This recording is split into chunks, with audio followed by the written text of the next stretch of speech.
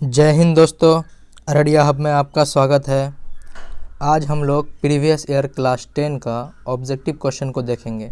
Total 40 important objective question है।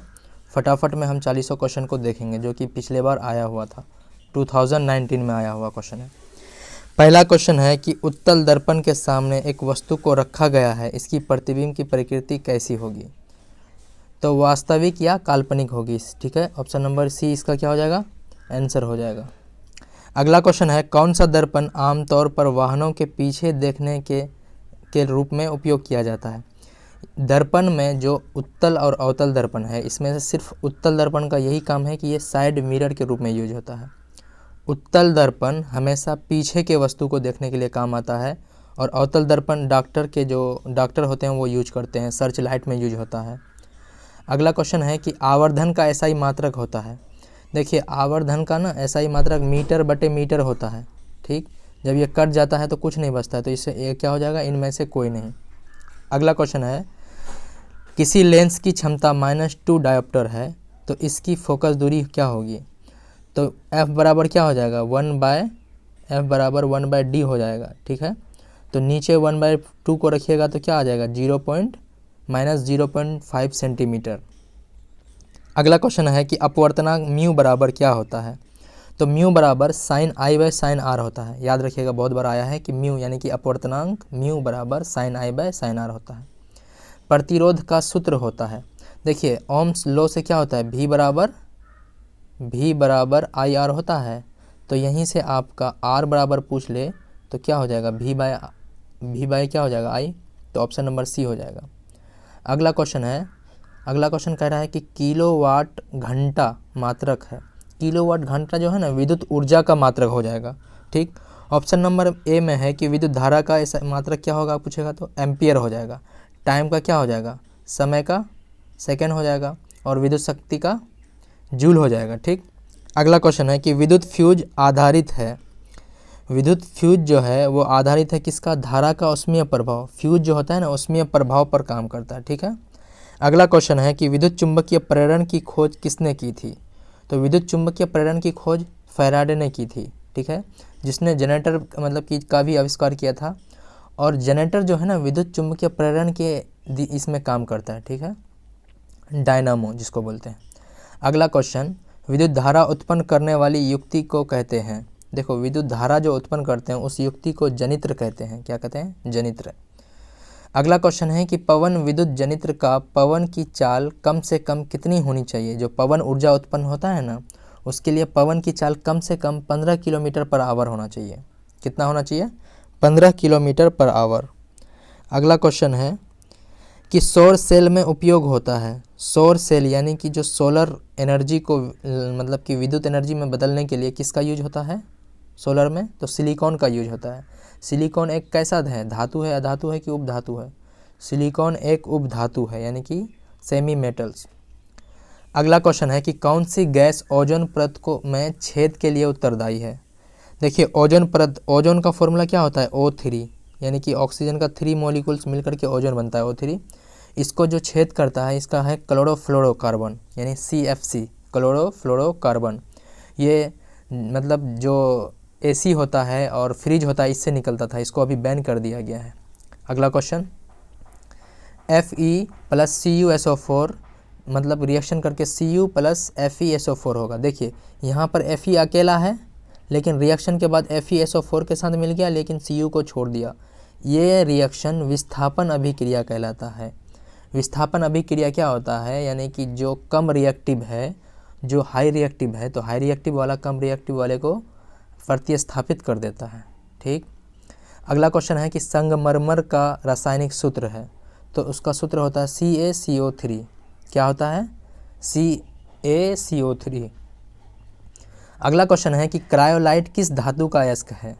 तो cryolite aluminium का अयस्क है। एल्युमिनियम का एक फेमस कौन है, बॉक्साइड। एल्युमिनियम का एक ऑक्साइड क्या है, बॉक्साइड भी है और क्रायोलाइट भी है, ठीक है।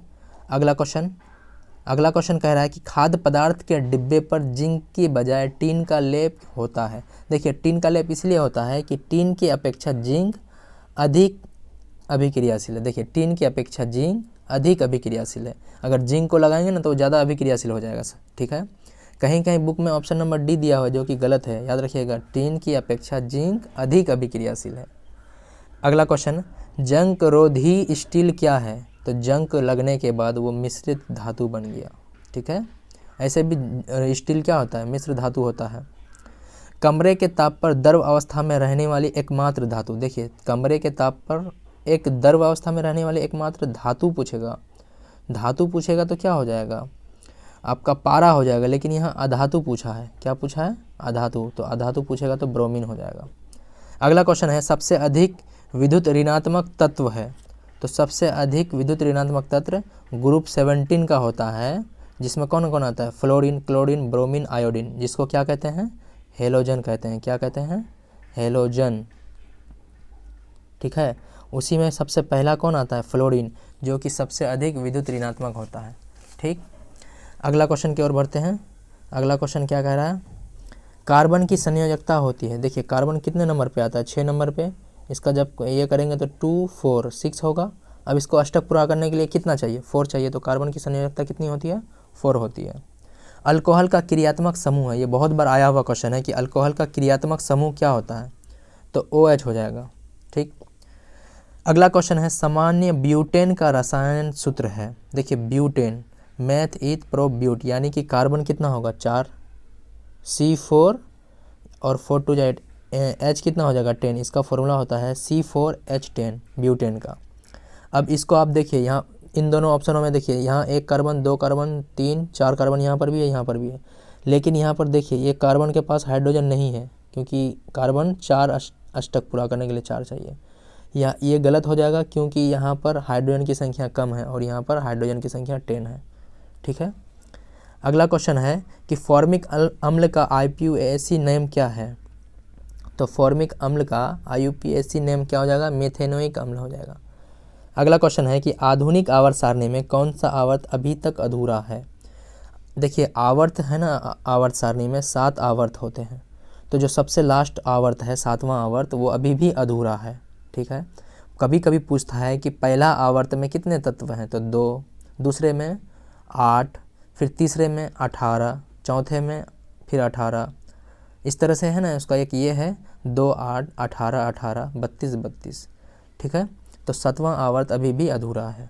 अगला क्वेश्चन, आधुनिक आवर्त सारणी में तत्वों के वर्गीकरण का आधार है। देखिए आधुनिक आवर्त सारणी जो है ना, परमाणु संख्या पर ये किया गया है, लेकिन जो सबसे पहले बना था तो वो द्रव्यमान, या जो मेंडलीव बनाए थे वो परमाणु द्रव्यमान के हिसाब से।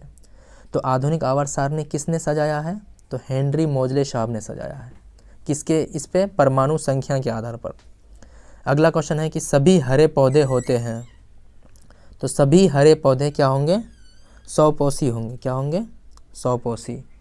अगला क्वेश्चन है कि वसा का पाचन करता है। तो वसा का पाचन कौन करेगा? लाइपेज करता है, ठीक। अगला क्वेश्चन है, देखिए सभी इंपॉर्टेंट क्वेश्चन करवा रहे हैं, इसको ध्यान से 1 2 बार पढ़ करके याद कर लीजिएगा, जो कि ये बहुत बार आता है, रिपीटेड क्वेश्चन है ये सब। अमीबा अपना भोजन किसके द्वारा पकड़ता है? देखिए अमीबा बहुत बार आया है कि ये किसके द्वारा करता है? B नंबर हो जाएगा, कूटपात के द्वारा। अगला है, स्टोमेटा के खुलने और बंद होने की क्रिया को नियंत्रित करता है। तो ये द्वार कोशिका नियंत्रित करता है। क्या करता है? द्वार कोशिका। अगला क्वेश्चन है, इनमें से किसकी उपस्थिति के कारण रक्त लाल दिखाई देता है? देखिए ह्यूमन का जो ब्लड रेड होता है वो हीमोग्लोबिन के कारण होता है। और बोलता है कभी कभार कि पत्ते हरे क्यों होते हैं? तो क्लोरोफिल के कारण पत्ते हरे होते हैं। अगला क्वेश्चन, थायराइड ग्रंथि से कौन सा हार्मोन निकलता है? देखिए थायराइड ग्रंथि से थायरोक्सिन हार्मोन निकलता है, ठीक है। अगला क्वेश्चन, 2 न्यूरॉनों के संपर्क बिंदु को क्या कहते हैं? देखिए 2 न्यूरॉनों के बीच जो संपर्क बिंदु होता है उसको सिनेप्स कहते हैं। क्या कहते हैं? सिनेप्स, ठीक है। न्यूरॉन्स क्या करता है? तंत्रिका तंत्र का क्या होता है? क्रियात्मक और एकात्मक ये होता है। अगला क्वेश्चन है कि अंडाणु निषेचित होता है। तो अंडाणु हमेशा जो है ना फलोपियन ट्यूब में निषेचित होता है, ठीक है। फलोपियन ट्यूब में, याद रखिएगा, अंडा से अंडाणु फलोपियन नलिका में क्या होता है? निषेचित होता है, ठीक। अगला क्वेश्चन, पुष्प का नर भाग है। तो पुष्प का नर भाग पुमंग हो जाएगा। क्या हो जाएगा? पुमंग, 35 का C। अगला क्वेश्चन है कि आयोडीन की कमी से कौन सा रोग होता है। ये बहुत मतलब फेमस क्वेश्चन है और बार बार आता है। तो आयोडीन की कमी से कौन सा रोग हो जाएगा, घेंगा रोग हो जाएगा। इनमें से कौन अंतःस्रावी ग्रंथि नहीं है। 37 का आंसर क्या हो जाएगा, डी हो जाएगा। यकृत क्या होगा, अंतःस्रावी ग्रंथि नहीं होगा। और बाकी वृषण हुआ, थायराइड हुआ, पिट्यूटरी, ये सब क्या है, अंतःस्रावी ग्रंथि है। अगला क्वेश्चन है निम्नलिखित में कौन सा अवशेषी अंग मानव में पाया जाता है। तो अवशेषी अंग कौन मानव में पाया जाता है, अपेंडिक्स, इसको अवशेषी अंग कहते हैं। अगला क्वेश्चन है कि किसी जीव की जीनी संरचना क्या कहलाती है। मतलब कि जो जीन से रिलेटेड होता है वो क्या कहलाएगा, जीनोटाइप कहलाएगा। क्या कहलाएगा, जीनोटाइप। अगला क्वेश्चन और लास्ट क्वेश्चन है, मेंडल ने अपने प्रयोगों में किस पौधे का चुनाव किया है। तो मटर का किया है।